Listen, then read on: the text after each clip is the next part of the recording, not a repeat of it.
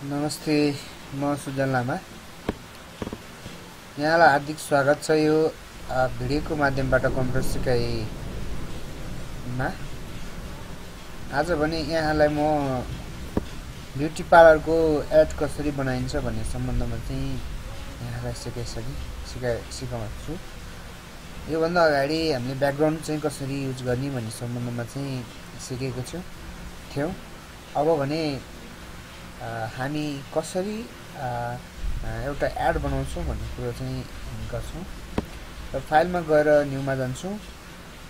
Pneuma गइसकेपछि हामी अब साइज चुज गर्छौँ। एनी साइज तपाईलाई कुन साइज आवश्यक छ। अहिले सपोजको लागि मैले यो 800-600 साइज चुज गरेँ। यसमा रेजोल्युसन बढी कम हुन्छ। यसमा हामी एउटा अनि CMYK-मा डिजाइन गर्छौँ हो, अथवा 8GB मा बसेर डिजाइन गरे पनि भयो हैन। अब हामी एउटा नर्मली एउटा डिजाइन गर्दाखेरि नर्मल रूपमा हामी कुन युज गर्छौँ भन्दाखेरि टेक्स्ट अब्जेक्ट बनाउँदाखेरि जस्तै यो सिलेक्सन टुल्स बनाउँछौँ। सिलेक्सन टुल्स यसरी सिलेक्ट गरिसकेपछि यो एउटा रेक्ट्याङ्गल टुल्स भयो। अब यसलाई न्यू लेयर बनाएर कन्ट्रोल शिफ्ट एन्ड गरेर न्यू लेयर बनाएर हामी के गर्न सक्छौँ। अब यहाँनिर न्यू लेयर आएको छ हो। यो न्यू लेयर बसिसकेपछि के हुन्छ भने आफ्नो लेयरमा आफ्नो छुट्टै काम गर्न सक्छ। र हाम्रो यहाँनिर यो फोरग्राउन्डमा रेड छ, ब्याकग्राउन्डमा डार्क ब्लू छ। त्यसमा हामी के गर्छौँ राख्नलाई मैले सिकाइसकेको छु। अल्ट डिलिट र कन्ट्रोल डिलिट हैन। अल्ट डिलिट र के गर्ने कन्ट्रोल डिलिट गर्छौँ है। यस्तो गरेर हामी अल्ट डिलिट र कन्ट्रोल डिलिट गर्छौँ। यहाँ क्लिक गरिसकेपछि अब यो चाहिँ हाम्रो एउटा सेप भयो हो। यसरी नै हामी अब सेप बनाउँछौँ।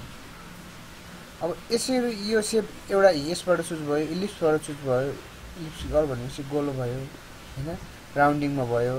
अब त्यस्तै गरी हामी अर्को के गर्न सक्छौँ भने यहाँ यो टुल्सहरु लासो टुल्सहरुबाट पनि हामी बनाउँछौँ हैन। अथवा यो टुल्स यो पोलिगन टुल्सबाट पनि टक कति चाहिन्छ हामी चुज गरेर बनाउन सक्छौँ हैन। अब न्यू लेयर बनाउनु पर्ने हुन्छ हैन। अब यस्तो गरेर यसरी बनायो। अब त्यस्तै गरी हामी अर्को के गर्छौँ भने यो म्याजिक टुल्सबाट पनि बनाउन सक्छौँ हैन। म्याजिक टुल्सबाट हामीले यो सिलेक्सन गरेर बनाउन सक्छौँ हो। त्यस्तै गरी हामीले यहाँ पेन टुल्स छ, यो पेन टुल्सबाट पनि युज गर्न सक्छौँ। पेन टुल्सबाट एउटा सेपहरू बनाउने हो। यसरी सेपहरू बनाएर नि हामी के गर्न सक्छौँ एउटा। अनि यो पेन टुल्समा चाहिँ यो लास्टको बिन्दुमा क्लिक गरेपछि कन्ट्रोल डिलिट गर्नुपर्छ।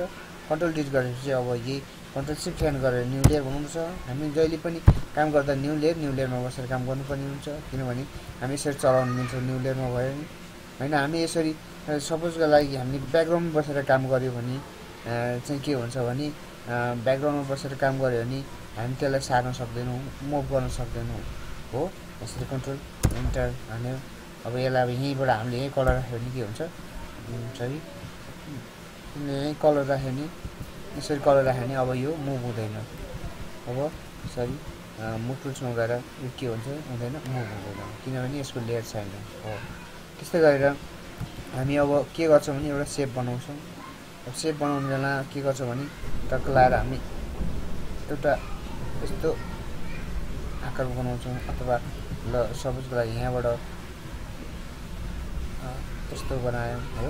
अनि यहाँबाट यसरी घेर्दै जता गरे हुन्छ। तर यो यहाँ गएर फेरि कन्ट्रोल गरेर कन्ट्रोल इन्टर गर्ने, कन्ट्रोल शिफ्ट एन्ड गरेर न्यू लेयर बनाउने, अनि कन्ट्रोल डिलिट गरेर रेड राख्ने। अब यो कलरलाई हामी दुईवटा बनाउनु पऱ्यो भने कन्ट्रोल अल्ट थिचेर त्यो लेयर जुन हो त्यो लेयरमा क्लिक गरेर यसो तान्ने हो। अनि त्यसपछि कन्ट्रोल टी गरेपछि ट्रान्सफर्म भयो। अनि यसलाई राइट क्लिक गरेर हामीलाई के गर्ने यसलाई 180 डिग्रीमा गरिदिने, ठ्याक्कै अपोजिट हुन्छ। अपोजिट भएपछि हामीले ठक्क राख्यो हो। यसरी राखिसकेपछि के हुन्छ हाम्रो एउटा डिजाइन बन्यो। अब यहाँ चाहिँ हाम्रो फोटो ल्याउनु पर्ला। अब फोटो ल्याउँदाखेरि हामी अब यसलाई यहाँ गएर ओपन गर्दा पनि हुन्छ। ओपन गरेर फोटो कहाँ छ यो डेस्कटपमा हैन। डेस्कटपमा फोटो कहाँनिर छ हो। यो फोटो जस्तै सपोजको लागि मैले यो फोटो ल्याएँ भने हैन, सरी यहाँ फोटो ल्याएँ भने ओपन गरिदिने। ओपन गरेपछि के हुन्छ त्यो फोटो ओपन हुन्छ। यसलाई बोक्ने हैन। अब यसलाई बोकेर यसरी लाने, यहाँ लगेर यसरी हो, यसरी राख्ने। अब यो काट्नलाई हामी पेन टुल्स पनि युज गर्छौँ। यहाँ काटेर हामी अघि सिलेक्सन गरेछौँ, घेरेर यसरी सिलेक्सन गर्छौँ राम्रोसँग ठुलो बनाएर जति ठुलो बनाएर त्यति काट्दा राम्रो हुन्छ। यसरी काट्दाखेरि के हुन्छ भने हामीले फोटो मात्रै निकाल्न सक्छौँ। यो बडी भएकोलाई यसरी डिलिट गर्न सक्छौँ। हामी पहिला सिलेक्सन अंशमा जानुपर्छ। सिलेक्सनमा गइसकेपछि के गर्छौँ भने यहाँनिर गएर इन्टर गरेर कन्ट्रोल इन्टर गरेर अब डिलिट हाल्यो भने के हुन्छ, त्यो लेयरको डिलिट हुन्छ।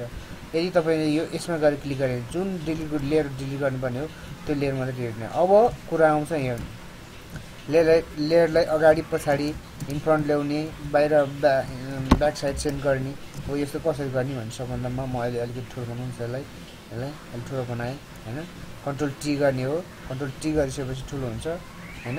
कन्ट्रोल टी गरिसकेपछि के हुन्छ, ठुलो हुन्छ। लेयरमा जाने, कन्ट्रोल टी गर्ने, अब यसलाई ठुलो सानो बनाउनु मिल्छ होइन। अब यहाँ इन्टर हालेपछि एप्लाई भयो। अब यसलाई चाहिँ हामी बिचमा राख्नुपर्ने हुन्छ हो।